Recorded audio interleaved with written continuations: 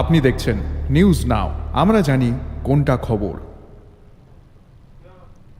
25 তারিখ একটি সার্কুলার জারি হয়। অনিয়মিত সরকারি কর্মচারীদের নিয়মিত করা হবে না বলেই এই সার্কুলারে স্পষ্টভাবে জানানো হয়। এই সার্কুলারের বিরোধিতা করে বিক্ষোভ করেন স্বাস্থ্য দপ্তরের কর্মচারীরা। তাদের দাবি তাদের নিয়মিত কর্মচারী করতে হবে। বিক্ষোভরত কর্মচারীরা জানিয়েছেন, মুখ্যমন্ত্রী হওয়ার আগে বিপ্লব কুমার দেব তাদের প্রতিশ্রুতি দিয়েছিলেন, বিজেপি দল সরকারে আসলে 3 মাসের মধ্যেই এই অনিয়মিত সরকারি কর্মচারীদের নিয়মিত করা হবে। তবে সরকার গঠন হলেও সেই প্রতিশ্রুতি রাখা হয়নি বলেই অভিযোগ। এই অনিয়মিত সরকারি কর্মচারীদের নিয়মিতকরণ না হওয়াতে তারা ব্যাপক সমস্যার সম্মুখীন হচ্ছেন বলেও জানিয়েছেন। এ বিষয়ে তাদের কি প্রতিক্রিয়া শুনবো।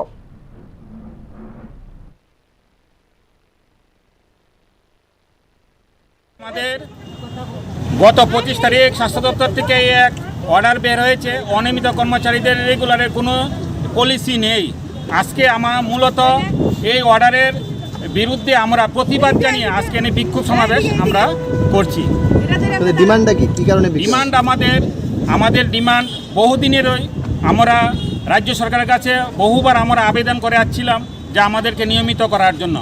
2018 সনের পূর্বে বর্তমান রাজ্য সরকারের তাদের একটা যে প্রতিশ্রুতি দিয়েছিল আমাদেরকে নিয়মিত করার জন্য।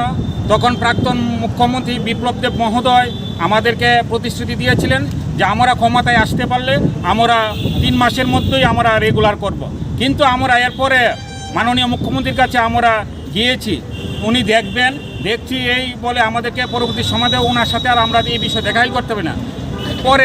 পরবর্তী সময়ে বহুবার আমরা অধিকর্তা এবং মন্ত্রী মহোদয়ের নিকট আমরা ডেপুটেশন দিয়েছি, কিন্তু ডেপুটেশন কোনো সুরাহা হয়নি।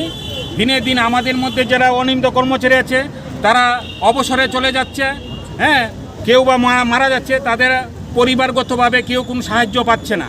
আগামী দিনও আমাদের মধ্যে অনেক কর্মচারী আছে তারা অবসরে চলে যাবে।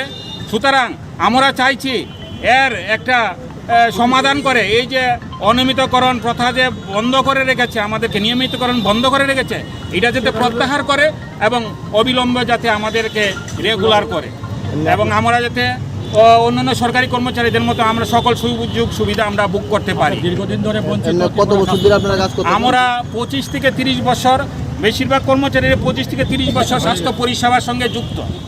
কেউ ক্যাজুয়াল, কেউ ডিআরবি, কেউ ডিআরডব্লিউ হিসাবে এখানে কর্মরত রয়েছে।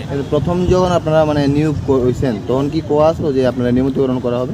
প্রথম আমরা যখন নিয়োগ হয় আমাদেরকে কেউ ক্যাজুয়াল, কেউ ডিআরবি বা ডিআরডব্লিউ হিসাবে নিয়োগ করেছিল। তখন একটা তৎকালীন সরকারের সময় একটা যে 10 বছর কমপ্লিট হওয়ার পরে তাদেরকে নিয়মিতকরণের সরকারের একটা রুল ছিল।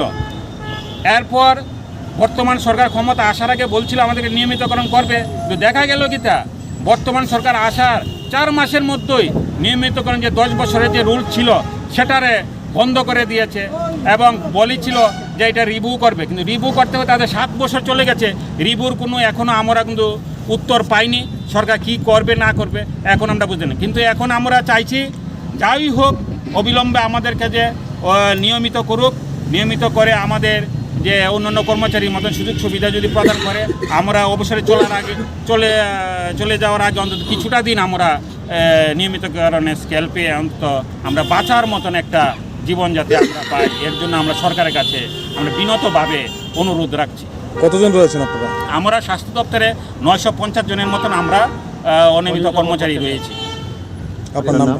আমার নাম রতন দেবনাথ, অনিয়মিত কর্মচারী, আর স্বাস্থ্য বিভাগে অনিয়মিত কর্মচারী বৃন্দের আমি সম্পাদক। এ বিষয়ে বিশেষভাবে উল্লেখ্য, বর্তমানে অনিয়মিত সরকারি কর্মচারীদের দাবি তারা প্রত্যেকেই প্রায় 20-25 বছর ধরে স্বাস্থ্য দপ্তরে কাজ করছেন।